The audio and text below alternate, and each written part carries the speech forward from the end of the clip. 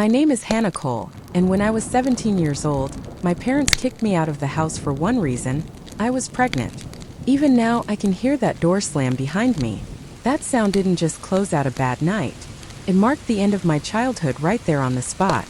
I ended up sleeping under bridges, shivering through the cold, quietly talking to a baby I would never get the chance to hold. Somewhere in the middle of that night, I made myself a promise. Someday they would remember the name they tried so hard to erase. 20 years passed before they came back. They didn't come to apologize, and they sure didn't come looking for forgiveness. They came to sue me for the fortune I'd built from absolutely nothing, for the empire that rose straight out of the ashes of their rejection. After abandoning me when I had nothing, they wanted a piece of my success. What they didn't realize was that I'd been waiting for this moment my entire life. I wasn't that girl crying alone in the rain anymore. I had become the storm. This story isn't just about revenge. It's about starting over. It's about how pain turned into power, and how silence became the loudest kind of victory. Welcome to Revenge House USA, where every episode lays bare betrayal, justice, and transformation. Stick around until the end, because the twist in my story will leave you breathless. Don't miss the next turn of fate hit. Subscribe now and watch the moment when everything finally flips. I can still remember the smell of burnt cinnamon from my mom's candle on the night my life fell apart. Our house in Riverton was quiet, too quiet. When I walked in holding that little stick with 2 pink lines, my dad sat at the kitchen table, scrolling through real estate listings like the world hadn't just changed. When I finally whispered, "I'm pregnant," the air went cold. He looked up slowly, his eyes sharp and calculating, like he was already tallying the cost of my mistake. "You're 17, Hannah," he said. "You've ruined every plan we had for you." His voice stayed calm, but it cut deeper than any yelling ever could. My mom didn't even turn toward me. She set her wine glass down and muttered, "We expected better from a Cole." Then came the sentence that shattered everything. "You're not welcome in this house anymore." First, I thought they were bluffing. That hope vanished when my dad stood up, grabbed my suitcase, and dropped it by the door. 10 minutes, he said. "Pack what you can." The family photo from last Christmas was already turned face down on the mantel. When the frame hit the wood, the sound echoed like a final judgment. I tried calling Evan Brooks, my boyfriend, but he didn't answer. The next day, an email came from his parents' lawyer telling me not to contact Evan again. That's when it really hit me. I was completely alone. That night, the Cascade State rain started falling. Cold, relentless, and unforgiving. I slept under a bus stop, using my backpack as a pillow, one hand resting on my stomach while I whispered apologies to the baby I hadn't even named yet. People walked past me like I didn't exist, avoiding eye contact with the girl whose eyes were swollen and hands were shaking. Every drop of rain felt like punishment. Every blast of wind reminded me of everything I'd lost. By the third night, the hunger ran so deep I felt like I might fade away. When morning came, I watched the light rise and made myself another vow. I told myself I'd make them regret every tear I'd cried. I promised I'd rise so high they'd choke on their own pride. That was the moment Hannah Cole, the obedient daughter, died. In her place, something else was born. A quiet, relentless fire. Nights in Riverton feel longer when you don't have anywhere to go. By the end of the first week, I stopped feeling cold, and that scared me more than the rain ever had. I figured out which coffee shops would let you sit inside just to warm up. I learned which alleys were safest and which dumpsters behind Powell's books had food that hadn't gone bad yet. Survival wasn't living. It was just staying in motion so the pain couldn't catch me. The city kept moving like I'd never existed. My dad still sold houses. My mom still hosted charity brunches. Meanwhile, I lived between streetlights, watching families laugh through windows I could no longer touch. At night, I talked to the baby growing inside me, pulling my knees close and whispering, "I'm sorry. I'll find a way. I promise." But promises don't fill an empty stomach or warm frozen fingers. Evan's voice echoed in my head, "We'll figure it out together, Lyd." I wanted to scream. He erased me like an email he didn't need anymore. And somehow his silence hurt even worse than my parents' rejection. The second month nearly broke me. I woke up one morning behind a grocery store, dizzy and pale. A man walked by, tossed me a coin, and said, "Get help." I laughed and thought, help from who? I had no address, no friends, no family, no one who would even say my name. Then the fever came.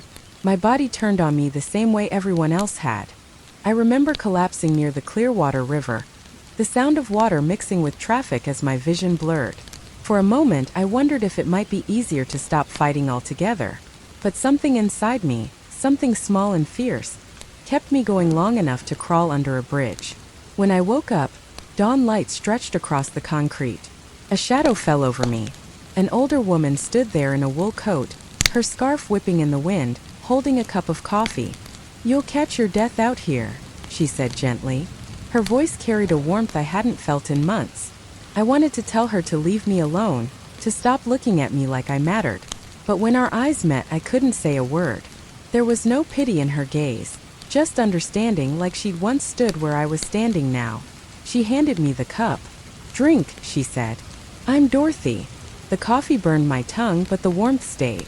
For the first time in months, it didn't fade. That morning, everything shifted. The girl who'd been slowly dying in silence finally took a real breath again. Her car smelled like lavender and rain, and the heater hummed softly.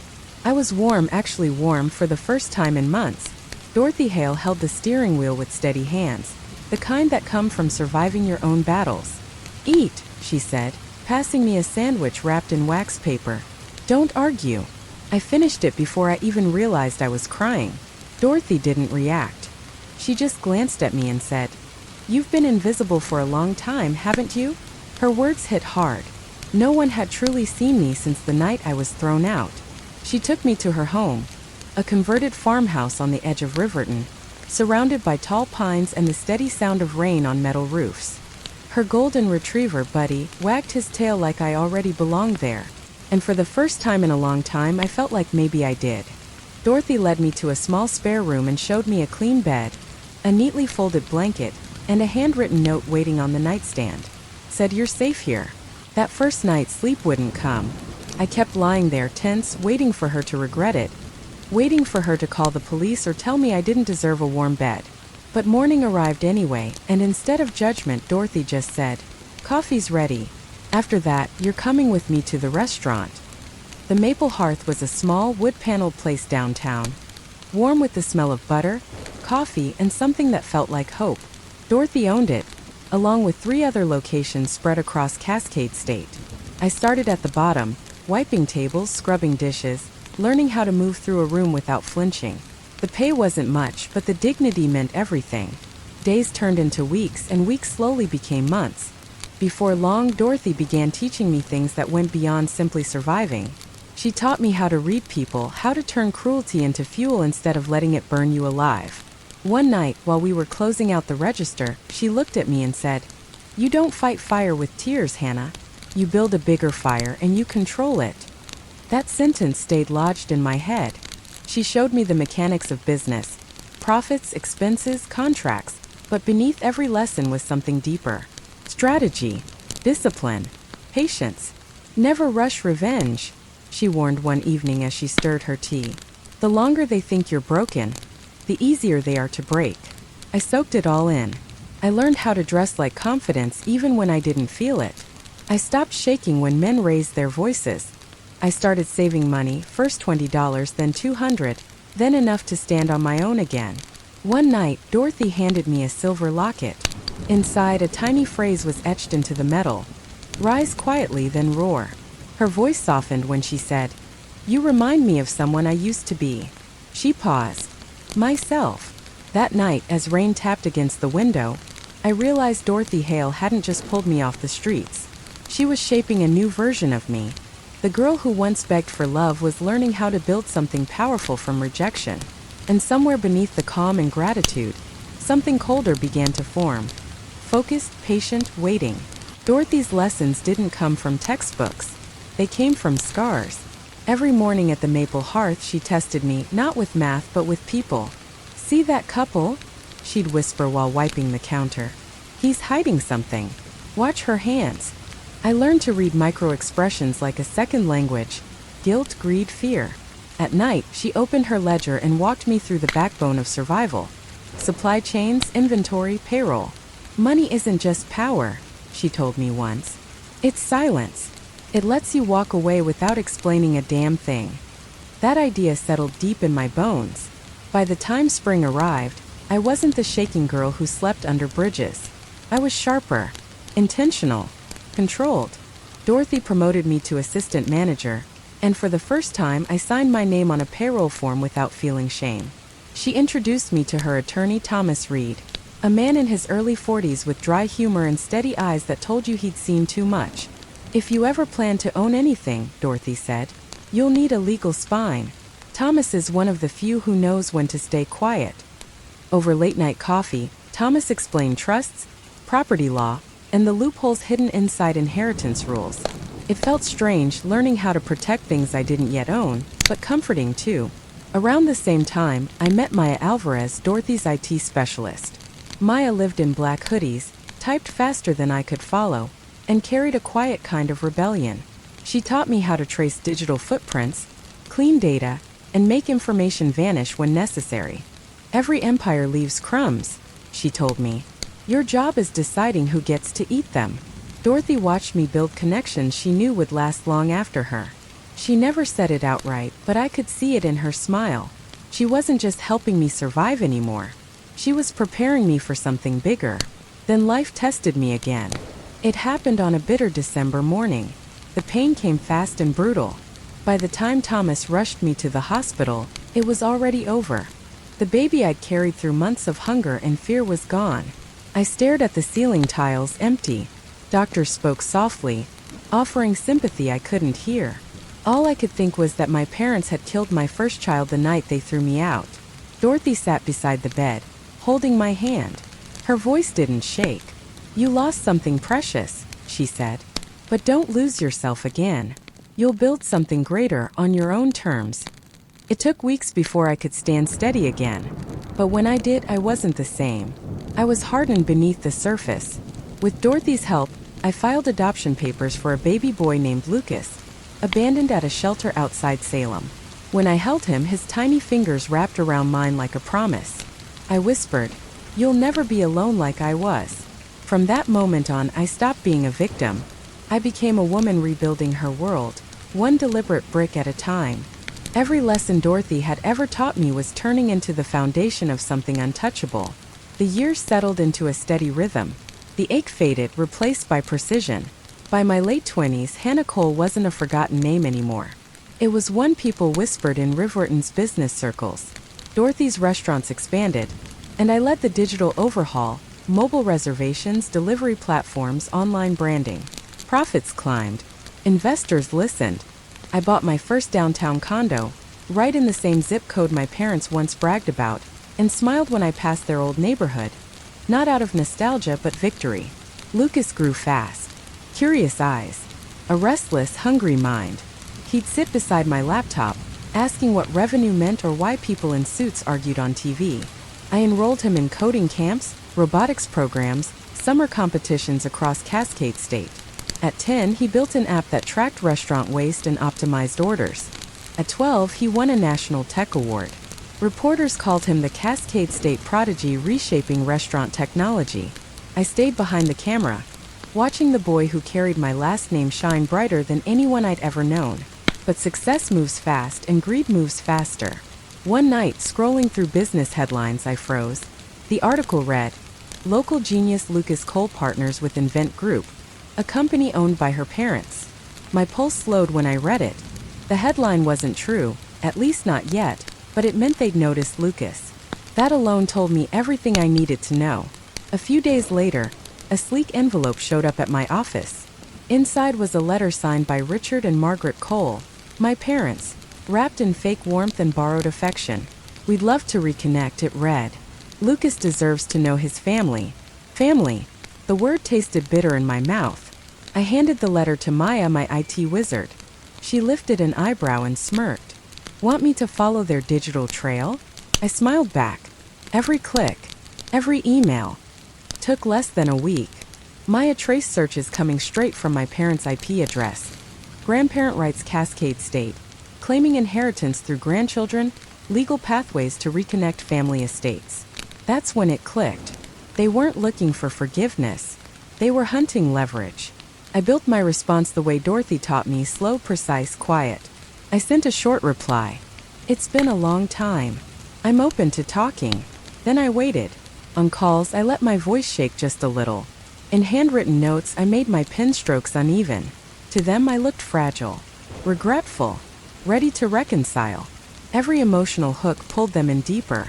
Behind the scenes, Maya logged everything. Texts, calls, financial transfers, every thread tied to the Coles scheme. Thomas dug into Cascade State inheritance law, drafting trusts so airtight they'd suffocate any false claim. My parents thought they were pulling me back in. They didn't see the web tightening around them. Then Evan Brooks resurfaced. The ghost from high school. Broke, desperate, and suddenly back in town. His voicemail came late one night. Lyd, your parents reached out. Maybe it's time we talk. For Lucas's sake. For Lucas's sake.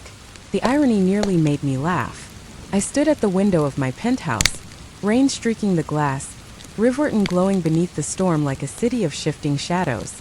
You all had your chance, I whispered. The trap was already set. And this time, when the door slammed, my hand would be on the handle. The official letter arrived on a Tuesday, printed on thick paper that reeked of entitlement. The Cole family seal stared up at me. The same crest my dad once said stood for legacy. Now it stood for greed. The document inside was worse than I expected.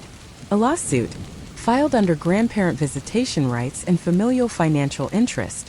In plain language, they were suing me for access to Lucas and a cut of my company's profits. The nerve of it almost made me laugh. Almost.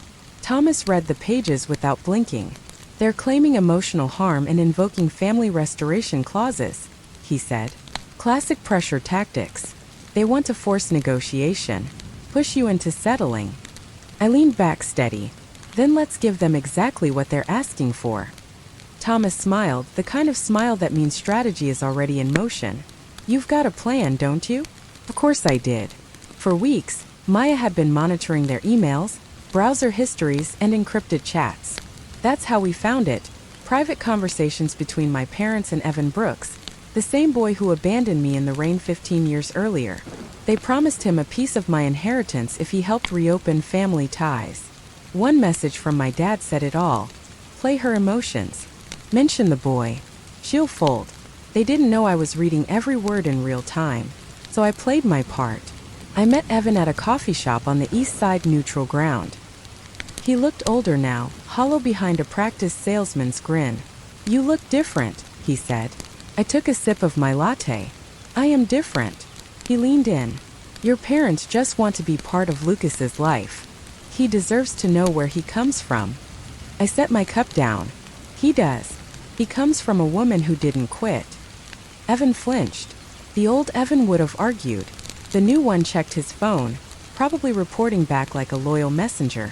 That night, I sent Maya a single text. They've taken the bait. Within days, activity spiked. Late-night calls between Evan and my father. Encrypted messages about splitting assets and possible settlements. Maya archived it all.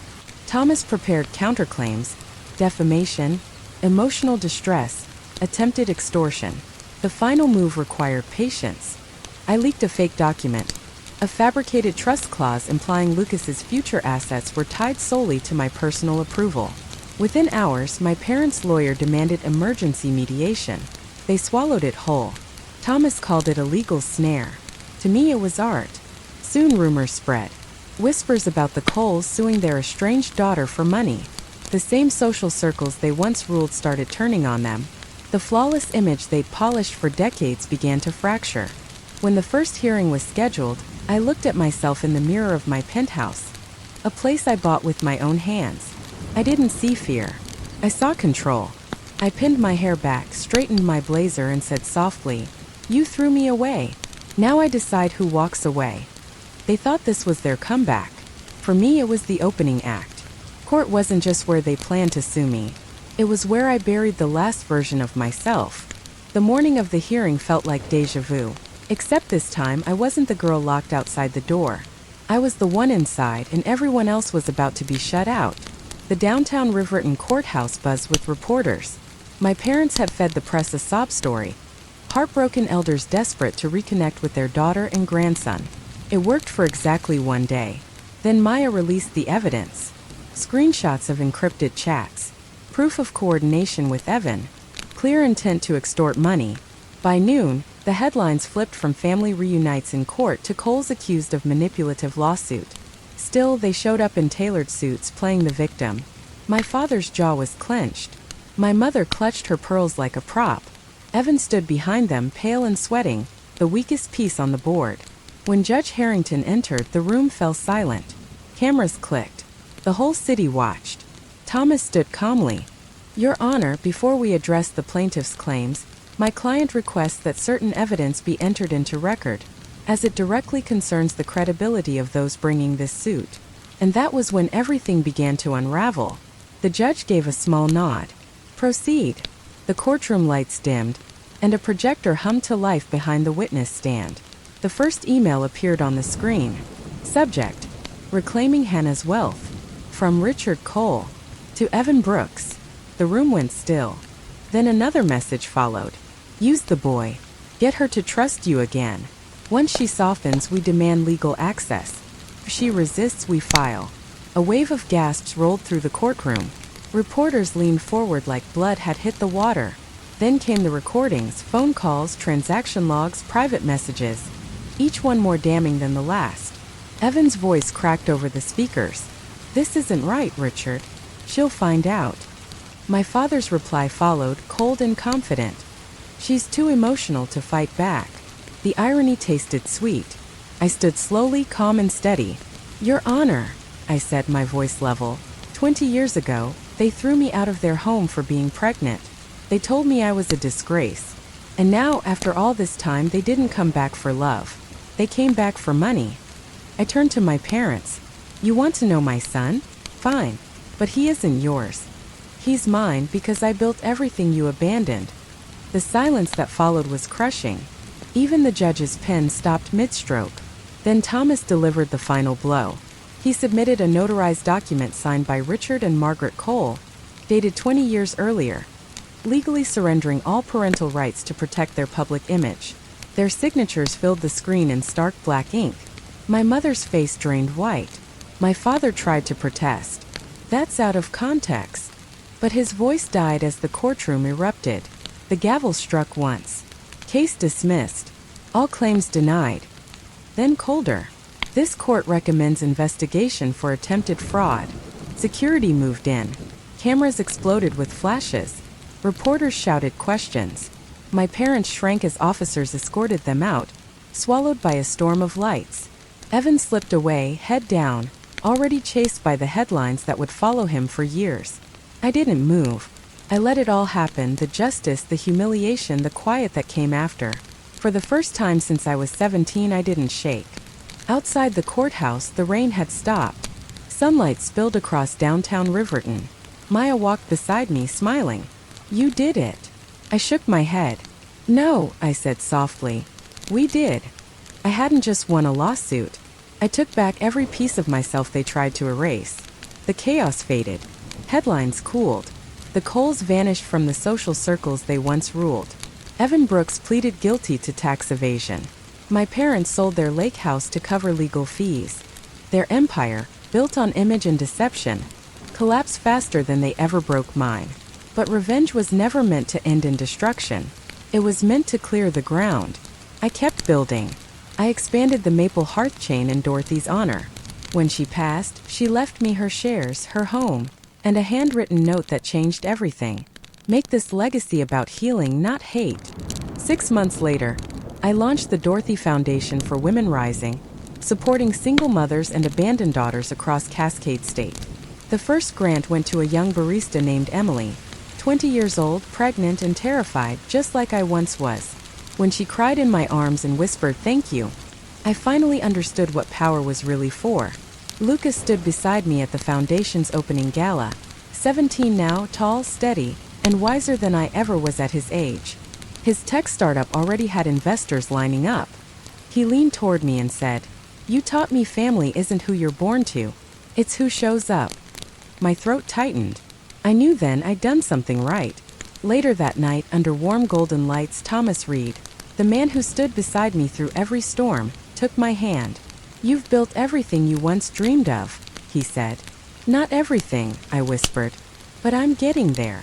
When he pulled out a ring, I didn't cry. I just smiled steady, certain. Yes. Applause filled the hall, but inside that noise I felt peace. Real peace. The kind that stays. I thought about the girl who once slept under bridges, whispering promises to a baby she never got to hold. She wasn't gone. She was standing right here, reborn. I turned to the camera filming the gala and said through quiet tears, "You don't win by destroying your enemies. You win by surviving them." As the lights dimmed, the last chains of my past dissolved. Hannah Cole. Once discarded, now unstoppable. A woman who built her throne from the ashes of her own name. And when the final video aired online, the closing words appeared in bold across the screen. Revenge served cold isn't about hate. It's about reclaiming your life.